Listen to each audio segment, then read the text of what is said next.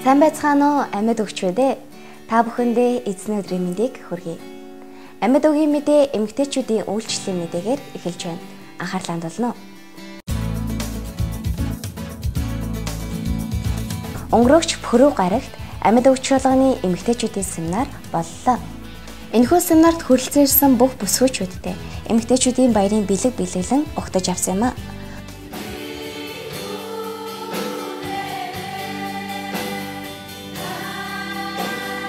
Пастор оюун чимэг нийт бүсгүйчүүдтэй зориулан эзний үгийг дамжуулсан юм. Бид зоригтой байх ёстой. Яагаад? Эзэн тантай хамт байна. Таны дотор эзний өгсөн тэр мөн хайн байна. Та юугаар цангах гэж?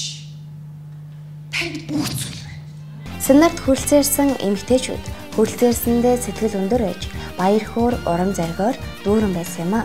Маш гайхалтай гоё цаг байлаа. Тэгээд ирэхэд ер нь дандаа л нэг тийм надад одоо яг зориулагдсан үг байдагт үнэхээр талархаж байна. Яг энэ Бурхны гайхамшигтай үгд үнэхээр талархаж байна. Үнэхээр гоё байлаа. Тэгээ би энэ дотроос бас эмэгтэй хүний ирч хүчийг бас нэлээх мэдэрлээ. Сүмийн нийт эмэгтэйчүүдтэй Бурхны өмнө даруй зүрх сэтгэлээр амьдарч гэр бүлдээ гэрэл давсан нь олж амьдрахыг хүсэж өрөөё.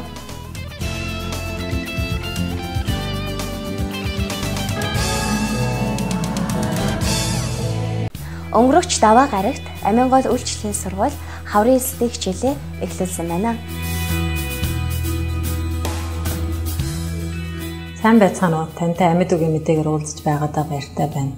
Амин гол үйлчлэлийн сургууль маань ээлжид эсэлтээ авч нийт 31 оюутан эзэн бурхныг таньж мэдэх их аянд мордлоо. Эдгээр оюутнуудын маань дээр эзэн бурхны ивэл дүүрэн байж бурхны үгийг амьдралдаа хэрэгжүүлэгч нэгэн байгаасай гэж хүсэж байна. Мөн шинэ эсэлтэд зэрэгцсэн 2 дугаар курсын оюутнууд маань Багнуур, Налаах, Гачуурд, Жаргаланд зэрэг газрууд руу илгээглээ. Тэд сурж мэдсэн зүйлээ амьдралдаа хэрэгжүүлэн эзэн бурхны ивэлээр дүүрэн байж сайн үйлчлээд ирэхин төлөө итгэгч та бүгдийг залбираасай гэж бид хүсэж байна.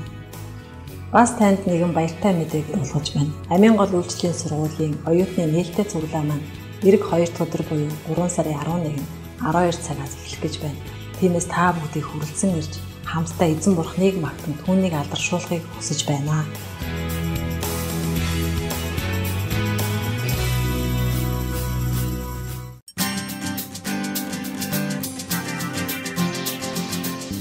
Энэ удаагийн онцлог ном булангаар Марнатай хэвлэлийн газраас эрхлэн гаргасан далд шаналл хэмээх номыг та бүхэндээ танилцуулж байна. Эрэгтэй эмэгтэй гэлтгүй бүх хүнд тэр бүр ил гаргаж чаддгүй, ил гаргагч боломжгүй далд асуудал байдаг.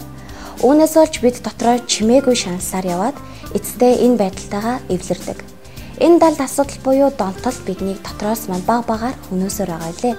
Далд шаналл ном нь дээрх донтолтоос хэрхэн чөлөөлөгдөх талаар судалгаа нотлохоо бас удирдамж заавартай мэргэжлийн төвшөнд бичигдснээрээ онцгой ном юм а. Тус номыг нэн ялангуяа эрчүүдтэй тулж ажилладаг хүмүүс эрчүүдийн эсийн бүлэг сургалтанд онцлон санал болгож байна. Та энэхүү номыг манай сумын байранд байрлах Маната номын дэлгүүрээс худалдан авах боломжтой шүү.